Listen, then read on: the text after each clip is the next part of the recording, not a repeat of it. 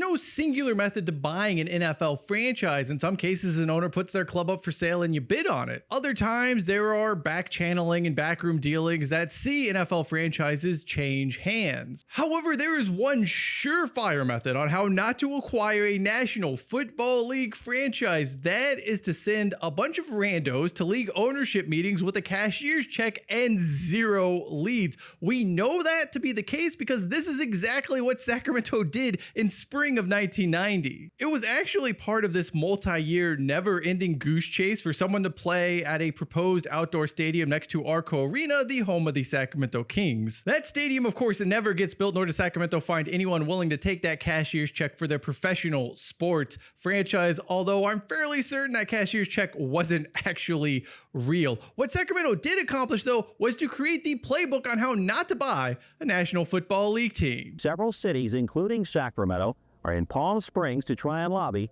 for NFL attention. I would welcome the Kings here or any other professional team that we could bring to Sacramento. Sacramento is nightlife, and when the sun goes down, the city comes alive. Sacramento can have every major league sport available in this country. Sacramento's breathing and I can't help believing you.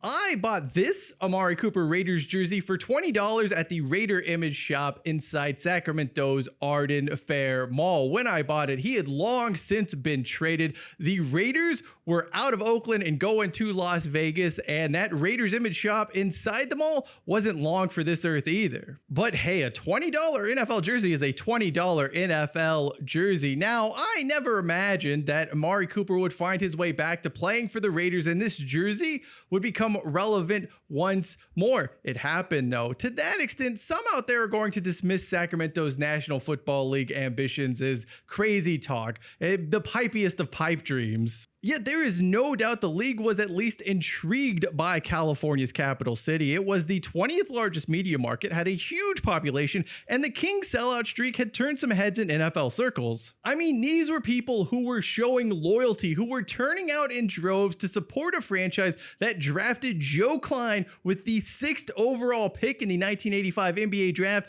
and then spent years, at least a few years, watching him lumber up and down the court, not really doing anything of note. For the record, would you like to know the next 3 picks in that 1985 NBA draft after Klein was taken? Chris Mullin, Detlef Schrempf, and Charles Oakley. When it comes to the Kings, some things never, ever change. Anyway, as it relates to Sacramento and their attempts to land an NFL franchise, this actually dates back to 1986. Around this time, a bunch of cities across America were jockeying for NFL franchises, and they all bought hospitality suites at the Palm Springs Marriott, where the league was hosting its annual owners meeting. This same thing plays out in 1987 as well. Envoys from Sacramento, Oakland, Jacksonville, Memphis, and a few other cities wine and dine NFL owners, along with league officials, because we all know they're never one to turn down anything that is free. They will gladly take your wine, your steak, whatever you want to give them. As long as it's free, they're happy to listen to whatever pitch you have for them.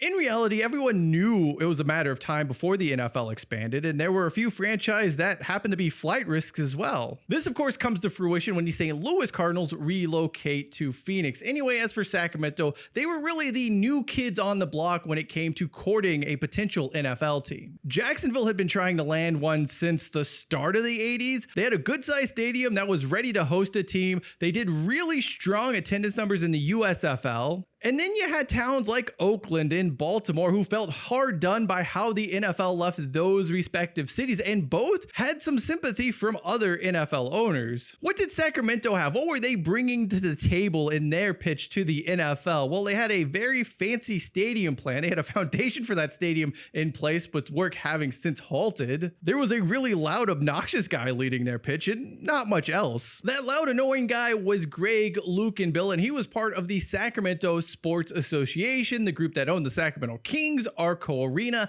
and the land around that venue, as well as the stadium foundation in the ground. This group was banking on Sacramento's media market size, the population, the support for the Kings, all of that being enough for someone with a professional sports team to take a chance on this whimsical bid. I mean, it wasn't the craziest idea in the world. With Al Davis in Los Angeles, Northern California was underserved as it related to pro football. Funnily enough, it would be Davis and those Raiders who would kick the tires on Sacramento's pitch for an NFL team in 1987. This flirtation is off and on for years, but in 1989, there is a very notable demarcation where Davis is kind of like, it's probably not happening. Now, he does return to the negotiating table with Sacramento in the early 90s, but he was never really serious when it came to moving his franchise to the River City. Davis was not convinced Sacramento had the money to get the stadium done, and every time he thought there was a deal to be made, those running the Sacramento Sports Authority were moving the goalposts on him. Also happening in 1989, around the same time Davis rejects Sacramento's attempts to lure his NFL franchise, Greg Lukenbill meddles in a stadium election initiative in San Francisco, which saw Giants ownership vow to never consider Sacramento's stadium proposal as long as he was involved. I have done an entire video on that very ordeal, and you can check that out in the upper left-hand corner of your screen. With neither a professional football or professional baseball team in sight and an unfinished foundation sitting at the stadium site, this was more or less desperation time for the city of Sacramento. And what better way to show your desperation than showing up unannounced to the NFL owners meetings? Oh, but it actually gets richer, because as ridiculous as that sounds, the execution of this is even more farcical. So Luke and Bill and the SSA, their delegation rounds up a bunch of people no one had ever heard of. It was like a couple of attorneys and some other random people affiliated with the SSA, a group that had no connections to anyone in league or league ownership circles. Their goal was simple. They needed to buy an NFL franchise, any team. It didn't matter. What was their sales pitch? How were they going to woo an NFL owner to giving them their franchise? It's quite simple. They had a $150 million cashier's check. We know this because Tampa Bay Buccaneers owner Hugh Culverhouse told media about this approach from the Sacramento group. Apparently, this interaction with Culverhouse happened in Jacksonville's hospitality suite because they were still pitching the league on an expansion franchise. I mean, Jacksonville had a delegation at every league ownership meeting from the mid-'80s until they finally landed their NFL franchise. But anyway, the Sacramento group goes into the Jacksonville hospitality suite and propositions Culverhouse, hey, give us your team. We got a $150 million cashier's check. He says pass, and then this group from Sacramento pleads with him, hey, help us find another owner. Help us find someone who will sell their NFL team to us. You got to know someone who will take our cashier's check. Here's the thing about that cashier's check. It doesn't exist. It's not real. And you're probably wondering, well, how would I know this? It's pretty simple. There's no way the Sacramento Sports Authority had access to that kind of money in 1990 to have a bank write off $150 million to give to someone else. If they did, the stadium would have been built. It would have been under construction by that time, because the estimates on getting the facility, getting this venue done, were about $120 to $140 million. Also, Luke and Bill historically struggled with payroll for the Kings. He wasn't paying players. Like, he lets Danny Ainge walk for no real reason just because he didn't have the money to pay him. Realistically speaking, there was just no way for that group to get $150 million. A completed stadium, or at least work to completing a stadium, was all the MLB or NFL really cared about. Well, that, and is it going to have skyboxes? Is it going to have all of these money-making, revenue-generating features that stadiums were expected to have by this point in time? If you had proof of this, you moved to the front of the line, both when it came to relocation or expansion teams in both Major League Baseball and the National Football League. The end game of this $150 million cashier's check was a fishing expedition. It was Luke and Bill and the SSA throwing out the lure, hoping someone would bite on it. And if they did, he was going to offer them the same deal he offered to Davis and the Raiders. That being, you don't actually have to sell your team. You can give us a stake in the NFL franchise. We'll build you this stadium out in the Thomas, the suburb of Sacramento. We'll share revenues on that somehow. And everybody wins. With a team in place, the SSA could then go to the city of Sacramento and local politicians and ask for some sort of public funds or public financing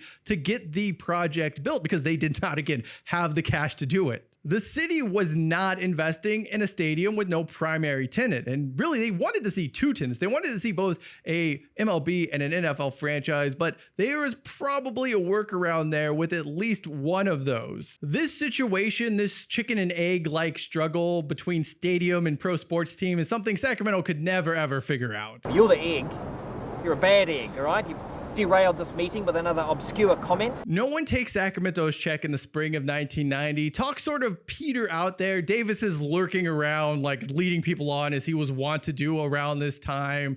And then the NFL season approaches its end. It's winter 1990, and something happens. Rumblings grow louder that Victor Kiam wants to sell the New England Patriots. He was losing a lot of money. He had issues with the owners of that stadium, and he was just embroiled in a lot of different controversies, all of which were of his own doing. I'm Victor Kiam, and by the way, live from New York, it's Saturday night! Kiam has someone ring up the Sacramento Sports Association and tell them he's interested in their proposal. He wants to know what they have going on. So much so that he's going to come fly out and have a meeting with them in Sacramento face to face. The SSA gets super excited. A date is set. They actually send representatives to go pick up Kiam at the airport, and he bails. He doesn't show up at all. Like, no call, no nothing. He's supposed to land at a certain time in December 1990, and that plane never lands. It wasn't until the next day they heard anything, and that next day, it's not Kiam, but his secretary, calling Luke and Bill to say the Patriots owner isn't necessarily interested today, but if anything changes in the future, he'll let them know. And of course, Kiam goes on to sell the Patriots less than a year later. Similarly, a few years after Sacramento's approach, Culverhouse sells the Buccaneers to the Glazer family. My favorite rumor, though, from this entire time, from Sacramento's attempts to land an existing NFL franchise and to get them to relocate to the River City, was this one. At some point in 90 or 91, there was talk that Eddie Murphy and Arsenio Hall were thinking about buying an NFL franchise and moving it to Sacramento and the stadium. I have no idea where this came from. There isn't a lot of information out there, but we do know it was published in the Sacramento Bee at one point. Luke and Bill denies it, but it was being talked about in city circles. That would have been cool as hell. I mean, obviously, having an NFL team in Sacramento would have been big, but to have Arsenio Hall and Eddie Murphy leading that would have been game-changing for the city. It would have put Sacramento on the map. Alas, it never came to pass. With no NFL owner interested in selling their franchise to a group in Sacramento, the SSA would go on to throw its hat in the ring for NFL expansion, and boy almighty, do I have some stories to tell about that. Stories best saved for another day. Thank you for watching this video. To learn about the history of Sacramento's World League of American Football side, the Surge, check out the video in the upper left-hand corner of your screen. And for the wild tale of how Sacramento almost landed one of the very first MLS expansion franchises in the 1990s, video lower left-hand corner. Until next time, I'm Cheyenne Hollis. This is The Touchback, and as always, hashtag take it out to the 25. Sacramento's breathing and I can't help believing you.